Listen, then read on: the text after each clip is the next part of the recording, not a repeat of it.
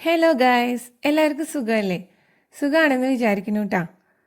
അപ്പോളേ നമുക്ക് ഇന്നൊരു സ്ഥലം വരെ പോവാം. ഇന്ന് നമ്മൾ പോണ സ്ഥലത്തിനെ ഒത്തിരി പ്രത്യേകതകളൊക്കെ ഉണ്ട്. പ്രത്യേകത എന്ന് പറയുമ്പോൾ ഇത്തിരി നമ്മളെ വിഷമിപ്പിക്കുന്ന പ്രത്യേകതകളാണ്.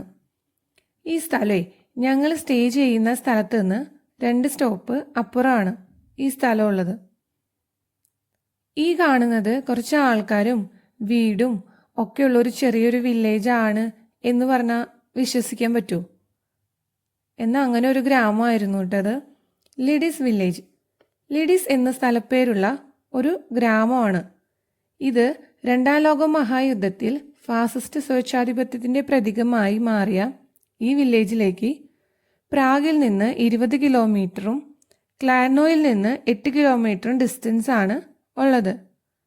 ക്ലാഡ്നോയിലെ വ്യവസായങ്ങളുടെ വികാസം, കൽക്കരി ഖനനം, ആദ്യത്തെ സ്ഫോടന ചൂളയുടെ പ്രകാശനം 19ാം നൂറ്റാണ്ടിൻ്റെ 2ാം പകുതിയിൽ ലിഡിസിനെ തിരക്കേറിയ ഒരു ഖനന ഗ്രാമമാക്കി മാറ്റി. 1848 33 വീടുകളിലായി 270 ആൾക്കാരാണ് ഇവിടെ താമസിച്ചിരുന്നത്. 1890 ആയപ്പോഴേക്കും അത് 506 ആളുകളും 50 വീടുകളായി ഉയർന്നു. ചെക്കോസ്ലോവാക്കിയയിലെ നാസി അധിനിവേശം ലിഡിസിന് ദാരുണമായ പ്രത്യാഘാതങ്ങളാണ് ഉണ്ടാക്കിയത്. ലണ്ടനിലെ ചെക്കോസ്ലോവാക് സർക്കാർ മേധാവിയായിരുന്ന ഹെഡ്രിച്ചിനെ പുറത്താക്കാൻ തീരുമാനിച്ചതോടെ ചെക്കോസ്ലോവാക്യയുടെ വിധി തന്നെ മാറിപ്പോയി. ജർമ്മൻ രാഷ്ട്രത്തിലെ ഒരു മികച്ച മനുഷ്യന്റെ മരണത്തിന് നാസികൾക്ക് പ്രതികാരം ചെയ്യേണ്ടി വന്നു. ഇതിനായി അവർ ലിഡിസ് വില്ലേജിലെ ജനങ്ങളെയാണ് തെരഞ്ഞെടുത്തത്. ഈ ഒരു കൊച്ചു ഗ്രാമത്തിൻ്റെയും അതിലെ 506 ആൾക്കാരുടെയും ദുരന്തം 1942 ജൂൺ 10 അർദ്ധരാത്രിക്ക് ഏതാനും മണിക്കൂറുകൾക്ക് ശേഷം ആരംഭിച്ചു. 173 ലിഡിസ് പുരുഷന്മാരെ ഹൊറക് ഫാമിലെ പൂന്തോട്ടത്തിൽ വെച്ച് വെടിവെച്ചു കൊല്ലുകയും സ്ത്രീകളെയും കുട്ടികളെയും ക്ലാഡ്നോയിലുള്ള സ്കൂളിലേക്ക് കൊണ്ടുപോകുകയാണ് ഉണ്ടായത്. 3 ദിവസത്തിന് ശേഷം കുട്ടികളെ അവരുടെ അമ്മമാരിൽ നിന്നും കൊണ്ടുപോയി.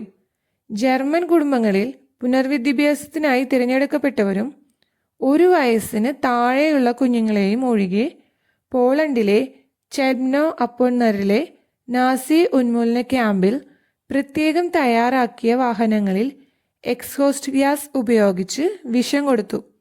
സ്ത്രീകളെ മറ്റൊരു ക്യാമ്പിലേക്ക് അയച്ചു. ഗ്രാമത്തിലെ ആൾക്കാരെ എല്ലാം ഒഴിവാക്കിയതിനു ശേഷം നാസികൾ ഗ്രാമം തന്നെ നശിപ്പിക്കാൻ തുടങ്ങി.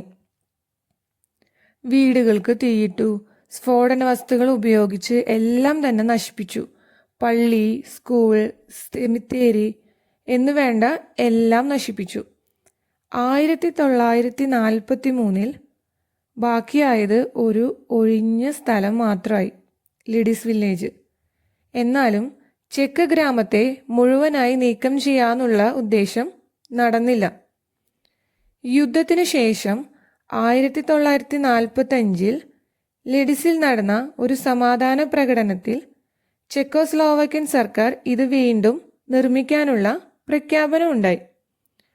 1947 ശരിക്കുള്ള ഈ സ്ഥലത്ത് നിന്ന് 300 മീറ്റർ അകലെ പുതിയ ലിഡിസ് വില്ലേജിന് തുടക്കം കുറിക്കുകയുണ്ടായി. അങ്ങനെ അവിടെ ചെക്ക് റിപ്പബ്ലിക്കിലെ എല്ലാവരുടെയും സഹായത്തോടെ 150 വീടുകൾ പണിതു. പിന്നീട് പതുക്കെ പതുക്കെ പോസ്റ്റ് ഓഫീസ്, ഷോപ്പിംഗ് സെൻറ്റർ എന്ന് വേണ്ട ആ ഒരു ഗ്രാമത്തിന് വേണ്ടതായ എല്ലാതും പിന്നീട് പതുക്കെ പണിതുയർത്തി. പക്ഷേ പഴയ സ്ഥലം ഒരു സ്മാരകമായി തന്നെ സംരക്ഷിക്കപ്പെട്ടു. ഇതിൽ സ്മാരകം, മ്യൂസിയം എന്നിവ ഉൾപ്പെടുത്തിയിട്ടുണ്ട്. പഴയ ലിഡിസ് വില്ലേജിനും പുതിയ ലിഡിസ് വില്ലേജിനും ഇടയിൽ 1955 ജൂൺ 19 സമാധാനത്തിൻ്റെയും സൗഹൃദത്തിൻ്റെയും പൂന്തോട്ടം ഉണ്ടാക്കി. ലോകത്തിൻ്റെ വിവിധ ഭാഗങ്ങളിൽ നിന്നുള്ള ആയിരക്കണക്കിന് റോസാപ്പൂക്കൾ അവിടെ വെച്ചുപിടിപ്പിക്കുകയുണ്ടായി. പക്ഷേ ഈ പറഞ്ഞ പൂന്തോട്ടത്തിലേക്ക് ഞങ്ങൾ പോയില്ല കേട്ടോ.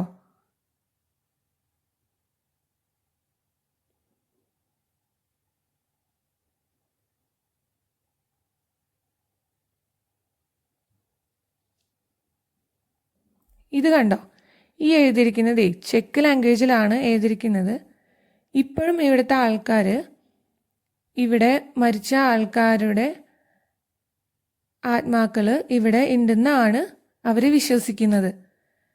സമ്മറൊക്കെ ആവുമ്പോൾ എല്ലാ ഫോറിനേഴ്സൊക്കെ വരുന്നവരും എല്ലാവരും കുട്ടികളും ഒക്കെ കുഞ്ഞു കുഞ്ഞു പാവകളെയൊക്കെ കൊണ്ടുവന്ന് ഇവിടെ വയ്ക്കും. ഈ കുട്ടികളുടെ സ്റ്റാച്യൂയുടെ അവിടെ വയ്ക്കും.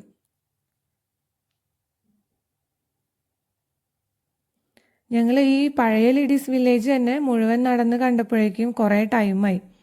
പിന്നെ അത് മാത്രമല്ല കേട്ടോ, സമ്മറിലാണ് ഈ പറഞ്ഞ പൂന്തോട്ടം ഇല്ലേ, ഈ പൂന്തോട്ടത്തിൽ സമ്മറിലാണ് കുറേ പൂക്കളൊക്കെ ആയി നല്ല കാണാനും നല്ല ഭംഗിയുണ്ടാവുക.